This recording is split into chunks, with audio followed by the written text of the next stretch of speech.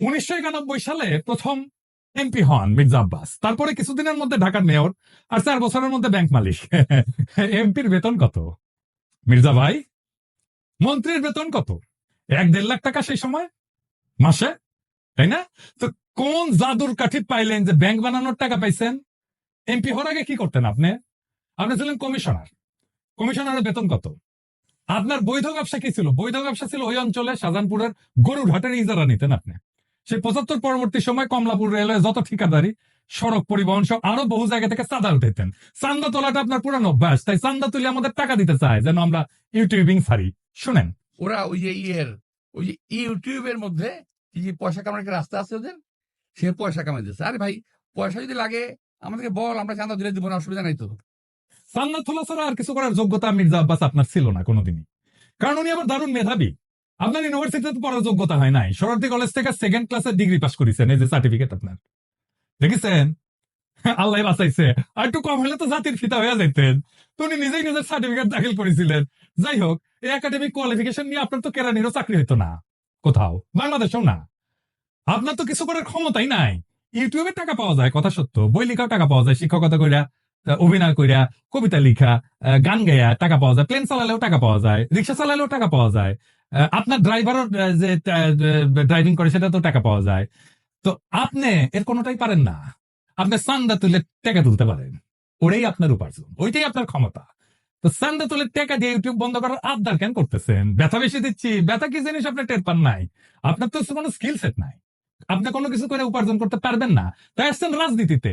এটাই বাংলাদেশের রাজনীতির মধু। আপনি ব্যবসাও পারেন না, তাই পারলে এন্টারপ্রেনার হইতে। তো সম্পদ তৈরির জন্য চান্দাবাজি করেছেন, করেন, এখনো করেন, বোঝা গেল। কিন্তু কোন জাদু বলে ব্যাংক বানাইছেন সেটা আমরা খুঁজে দেখবো, গলায় পাড়া দিয়ে এটা বের করবো। আমরা আরো আগে যাই, 1971-এ। আপনি তখন মোটামুটি দামরা, কলেজে পড়েন।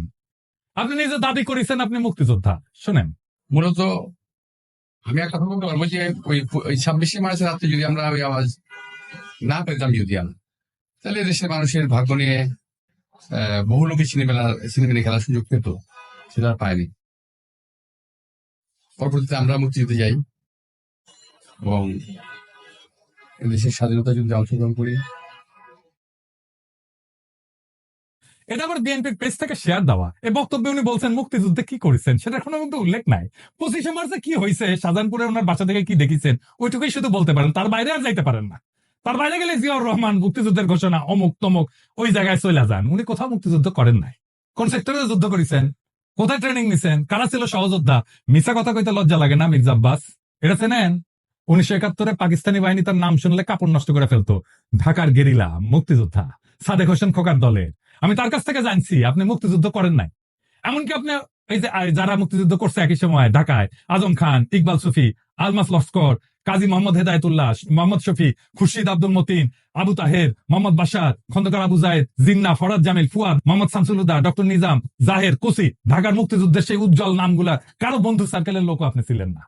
1971-এ মুক্তিযুদ্ধের যাওয়ার সাহস হয় নাই, আজ আসছেন 71 বাঁচাইতে, দ্বিতীয় স্বাধীনতাকে অস্বীকার করতে। বাহ বাহ, চমৎকার চমৎকার। আর এক জাফর ইকবাল রাজনীতিতে আবার বলছেন আমরা নাকি হাসিনারে যারা সমর্থন করছে সে ব্যবসায়ীদের বিরুদ্ধে কিছু বলি না। শুক্রের গ্রুপ ওরা কিন্তু দেখেন, ওরা শুধু রাজনীতিবিদদের পিছনে লেগেছে, কিন্তু যারা নাকি এই যে হত্যাকাণ্ড ঘটালো, এই যে ছাত্রদের হত্যাকাণ্ডটা ঘটালো, একটা বিশাল একটা ব্যবসায়ী গ্রুপ আছে না? আপনারা দেখেন না 3 তারিখে, 3 তারিখে আগস্টের 3 তারিখে যারা হাসিনার সাথে দেখা করেছিল, মিটিং করেছিল এবং বিভিন্ন ভাষায় তাকে এমন ভাবে কথা বলেছিল যে হাসিনা খুন করতে উৎসাহিত হয়েছিল। তাদেরকে এমন ভাবে প্রভোগ করা হয়েছিল যে হাসিনাকে খুন করতে উৎসাহিত করা হয়েছে। সেই লোকগুলোর সম্বন্ধে তারা কিছু বলে না, তারা কিছুই বলে না, তার মুখে কোনো শব্দ নাই। তো মির্জা আব্বাস কি শুক্রে 8 দিন হইলে আমার ভিডিও দেখেন, তিনি কি কাউরে ছাড়িছে? হাসিনা যখন ক্ষমতায় তখন একটা এপিসোডই করছে আলাদা করে ফ্যাসিবাদের সমর্থক ব্যবসায়ীদের, এডিটর সাহেব দেখা দেন না কিছু এক না ওটা থেকে। এফবিসিসি এর একটা কনফারেন্স আছে, সেইখানে বাংলাদেশের ব্যবসায়ী নেতারা হাসিনাকে সামনে রেখা নানাভাবে তেল দিছে, শেখ হাসিনার নামে জয়ধ্বনি দিছে, গানের কলি ব্যবহার করে হাসিনার মন পাওয়ার চেষ্টা করছে। হাসিনাকে যারা উৎখাত করতে চায় তাদের দেখে নিবে বলছে হাসিনাকে যারা উৎখাত করতে চায় তাদের ঠেকায় দিতে বাংলাদেশের ব্যবসায়ীরাই যথেষ্ট। জয় শেখ হাসিনা, জয় শেখ হাসিনা। সালমান ভাই রাখুন, আমাকে বলছি বলার জন্য। হ্যাঁ, শেখ হাসিনা সরকার, শেখ হাসিনা সরকার, শেখ হাসিনা সরকার। কিন্তু হাসিনা যাওয়ার পরে আপনার সামনে কেন সময় টিভির মাইক্রোফোন এডিটর সাহেব বড় কইরা দেখান, মাথার উপরে কেন চ্যানেল 24 এর লোক, ওরা কি আপনার দুলাভাই লাগে নাকি আপনারা চান্দা দেয়? আবার শোনেন, বলতেছে আমরা নাকি সবার পিছিয়ে লাগি। এই গোষ্ঠী কখনো বাংলাদেশকে স্থিতিশীল থাকতে দেবে না। কখনো আমার বিরুদ্ধে, কখনো ওর বিরুদ্ধে, কখনো তার বিরুদ্ধে লেগেই থাকবে। আপনারা অপেক্ষা করেন, কদিন পর তারা ইউনূস সাহেবকে ধরবে। আমি এটা বলে দিচ্ছি আমি আপনাদেরকে, কদিন সাহেব পরে তারা ডাক্তার ইউনূস সাহেবকে ধরবে। কার পিছিয়ে লাগিয়েছি? ইন্ডিয়ান লেসপেন্সারি যারা করে তাদের পিছিয়ে লাগিয়েছি। প্রফেসর ইউনুসের পিছনে নাকি আমরা লাগবো? লাগবো, অবশ্যই লাগবো, যদি প্রফেসর ইউনুস ইন্ডিয়ান লেসপেন্সারি করে। ইন্ডিয়ান লেসপেন্সারি বাদ দেন, তারপরে আইসেন আলাপ করতে। আমাদের কাছে খবর আছে, বুঝছেন, সব খবর আছে। কি করেছেন হাসিনার আমলে, কেমনে কারে ম্যানেজ করেছেন, সব খবর আছে। আপনাদের দলের লোকেরা বলে সোশ্যাল মিডিয়া কিছু না, মাঠের রাজনীতি, ভোটের রাজনীতি আসল। হ্যাঁ, আসেন সোশ্যাল মিডিয়া নিয়ে কি করে বিএনপি দেখি।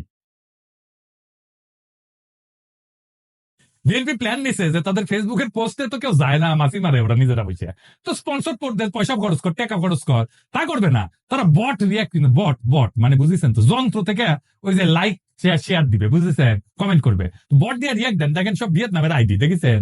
হ্যাঁ, আপনারা বিএনপির পোস্ট দেখবেন, দেখবেন যে হাজার হাজার লাভ রিয়াক্ট করেছে, ভালোবাসা যে বন্যা হয়ে যাইতেছে, আপনারা প্রভাবিত হয়ে যাবেন। আরে বাপরে সর্বনাশ, ভালো কাজ করেছে তো, ভালো কথা, আমি একটা লাভ রিয়াক্ট দিয়ে দিই। মানুষের সাথে এরকম প্রতারণা করতে পারে কেউ? আওয়ামী লীগ এরকম প্রতারণা করে নাই জনগণের সাথে, বিএনপি যেটা করছে, দেখেছেন? এটাই আপনাদের জার্নি, এটাই বাংলাদেশের রাজনীতি, এটাই হয় মন্ত্রী, দলের শীর্ষ নেতা। আর একাডেমিক যোগ্যতায় কেরানি হয়ে যার জীবন পার করার কথা ছিল, সে হয় মন্ত্রী। যার উপার্জনের ধান্দাই হইতেছে কিভাবে অন্যরে ঠকাবে, আরেকজনকে অতিরিক্ত সুবিধা দেবে, অন্যরে বঞ্চনা করবে, বা ভয় দেখায় উপার্জন করবে, চান্দা নেবে।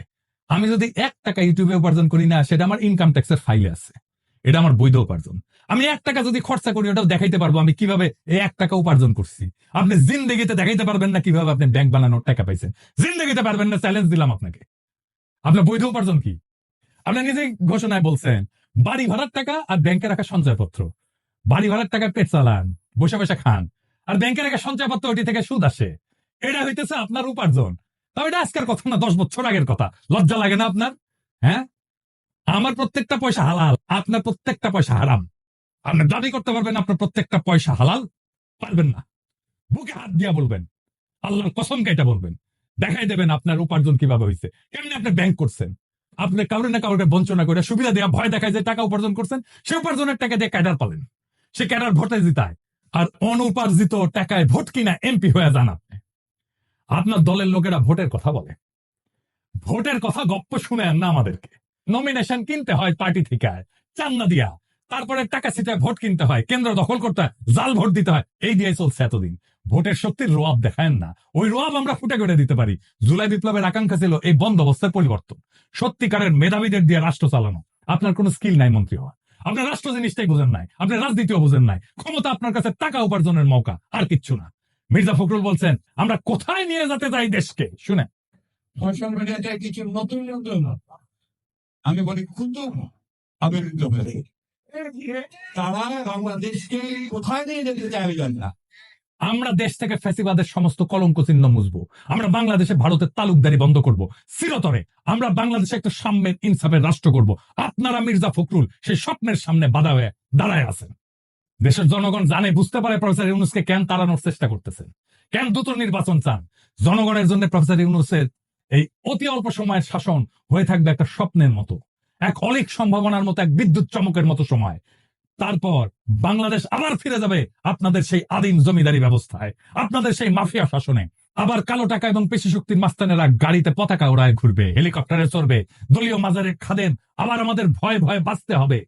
ক্ষমতার অঙ্গুল হেননের নিয়ত নির্দিষ্ট হবে আমাদের মতো ছোটখাটো মানুষদের। আমরা জানি আমাদের দাসের জীবন, আমরা পুতুল নাচের রীতি কথার দুর্ভাগ্য পীড়িত জাতি, সমাজের সবচেয়ে অযোগ্য, অশিক্ষিত, দাম্ভিক, অসৎ মানুষের বড় গলা শোনা ভয়ের রাজ্যে জীবন মৃত আমরা।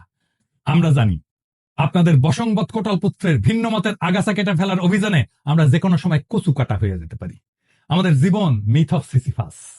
সিসিফাসের গল্প জানেন? আর এক অভিশপ্ত জীবন ছিল, পাহাড়ের নিচ থেকে পাথর ঠেলে ঠেলে ঠেলে ঠেলে যখন সে উপরে নিয়ে যায় একেবারে চূড়ায়, তারপর আবার সেই পাথরটা নিচে পড়ে, আবার তার ঠেলে ঠেলে ঠেলে ঠেলে উপরে নিয়ে যেতে হয়। এটাই তার অভিশপ্ত জীবন। আমাদেরও বাংলাদেশের নাগরিকদের জীবন মিথ অফ সিসিফাস। আমাদের অভিশপ্ত জীবন সিসিফাসের মতো। আমাদের সন্তানেরা বারবার রক্ত দিবে এই আর ক্ষমতার রাক্ষস তাড়াইতে, আবার নতুন রাক্ষস এসে দখল করবে জনপদ। আমাদের আসলে কোনো মুক্তি নাই। কিন্তু মির্জা আব্বাস মনে রেখেন, পৃথিবীতে যদি একজন মানুষও থাকে এই নষ্ট দুর্বৃত্তের রাজনীতির মুখোশ খুলে দেবে, সেটা আমি। ঈদের জামাতে যারা প্রফেসর ইউনূসের হাত ছুঁইছে, তারা বলছে আকুল ভাবে ছাড়ার 5টা বছর থাকেন, কারণ তারা জানে ওই লোকটা তাদের মানুষের মর্যাদা দিছে। বেশি দিন লাগে নাই, মাত্র 7-8 মাস। মানুষ তার বিপুল সম্ভাবনা আর তাদের অফুরন্ত শক্তির খোঁজ পাইছে। জাতির প্রাণ শক্তি জায়গা উঠছে। এটাই বিপ্লব। আমরা এই পরিবর্তনের জন্য জান লড়াই দিছি। এই জন্য আমাদের বাচ্চারা জীবন দিছে জুলাই আগস্টে। এটাই বিপ্লবের রুহানি প্লাবন। সেই বিপ্লবের আইকন আজকে প্রফেসর ইউনূস। জনতার স্বপ্নের সামনে বাধা হইয়া দাঁড়াইলে জনতাই আপনাদেরকে রুখে দিবে। সেই দিন বুঝবেন সোশ্যাল মিডিয়া কি জিনিস। আপনারা ক্ষমতায় আসতে পারেন, কিন্তু কোনোভাবেই এই স্বপ্নের সময় প্রফেসর ইউনূসের করে দেওয়া যাওয়া অর্জনকে অতিক্রম করতে পারবেন না। আপনাদের সেই পরাজয় গাথা এখনই লেখা হয়ে গেছে, প্রত্যেক দিন লেখা হচ্ছে। এই নতুন বাংলাদেশের স্বপ্নে যারা অন্তরায় হয়ে দাঁড়াইছে, তাদের ভবিষ্যৎ অনিবার্যভাবে ম্লান। ইতিহাসের নিয়মে জনগণের ইচ্ছার বিপরীতে দাঁড়ানো মানেই পরাজয়। মির্জা আব্বাস এবং তার মতো নেতৃত্বের অবসান অনিবার্য।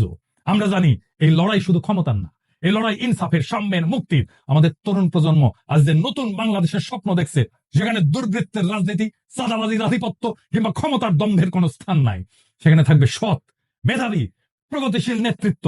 প্রফেসর ইউনূস এই নতুন স্বপ্নের প্রতীক। তার নেতৃত্বে যে নতুন দেশ গড়ার লড়াই শুরু হয়েছে, তা জনতার হৃদয়ে আর এক বিপ্লবের আগুন জ্বালায় দিছে। এই আগুন নিভে যাওয়ার না।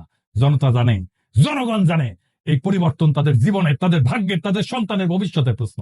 মির্জা আব্বাস কিংবা তার মতো অতীতের রাজনীতির নেতাদের কাছে আমাদের একটাই বার্তা: সময় বদলাইছে, জনতার স্বপ্নকে দমায় রাখা যাবে না। নতুন বাংলাদেশে মিথ্যা, দুর্নীতি, ক্ষমতার অপব্যবহার থাকবে না। আমাদের লড়াই চলবে জুলাই আগস্ট বিপ্লবের প্রকৃত অর্থ বাস্তবায়ন না হওয়া পর্যন্ত। এই নতুন বাংলাদেশের স্বপ্ন বাস্তবায়নের পথে প্রত্যেকটা বাধাকে পেরায় আমরা আগায় যাব একটা সত্যিকারের স্বাধীন, সম্যের, ইনসাফের, মানবিক বাংলাদেশের পথে। ইনকিলাব জিন্দাবাদ।